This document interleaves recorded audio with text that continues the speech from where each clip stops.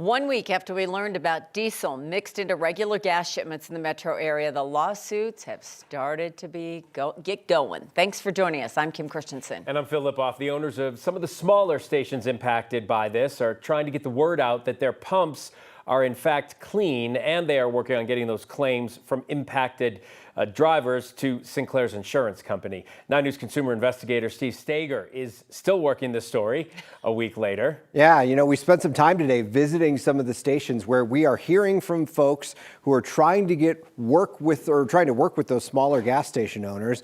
And I got to tell you, these small business owners tell me that they are hurting too. You've got to remember that they didn't make this mistake, yet they're being told to be the point of contact here for Sinclair. So we visited 2 Sinclair stations today, one at Federal in Evans in Denver, the other near Wadsworth in Florida in Lakewood. No one wanted to go on camera, but here's what they told me behind the scenes. The manager at the Denver location tells me that she is passing customers' information to Sinclair to start their claims process. In the meantime, she wants to get the word out that her gas is safe. She showed me the receipts and invoices from having her tanks and pumps all cleaned out and ready to go. In Lakewood, the manager of the gas station tells me that he is getting the nearly 20 claims from people that he has already collected to Sinclair, and he says that he has lost about $40,000 in business during the time that his pumps were shut down. His gas is clean too.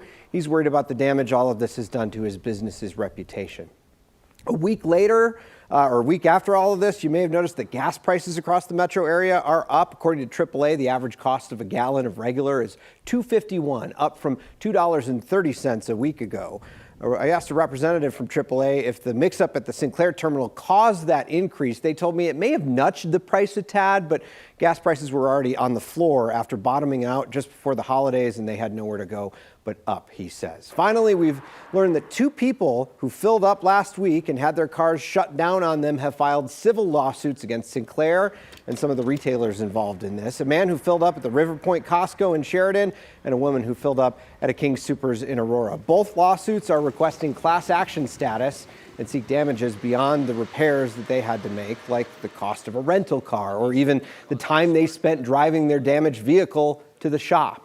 A consumer expert I talked to today says these lawsuits shouldn't impact the regular claims process for others who do not want to use the courts to sort all of this out. I will say once more that Sinclair has assured us that any contaminated fuel out there has been cleaned up and it is safe to fill up in the metro area. And we have a list of all the gas stations that got the contaminated fuel last week on 9news.com. I'm Steve Stager. Steve on your side, 9 News. Just so many angles to think about, Steve. I mean, you do feel for especially those small guys, like they're trying to say, hey, gas is good here. It's not us. We didn't do it. And that's tough. The mom and pop shops, they are trying to work with their insurance companies for them as well. Because think about all the business that they lost because of this, something that was no fault of their own.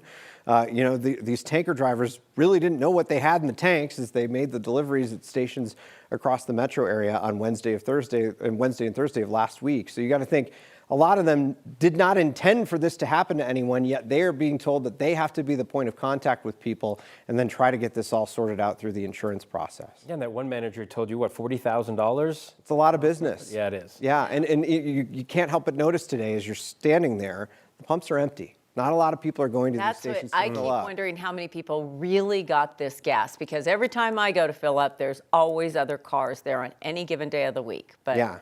It could be a lot. We know that the number, I checked in with the state today, never heard back on numbers of complaints. We know it was at 600 yesterday. And those are people who've had car trouble and are asking the state to go in and inspect that gas station, add it to the list. We've heard from almost 200 people in our kind of database.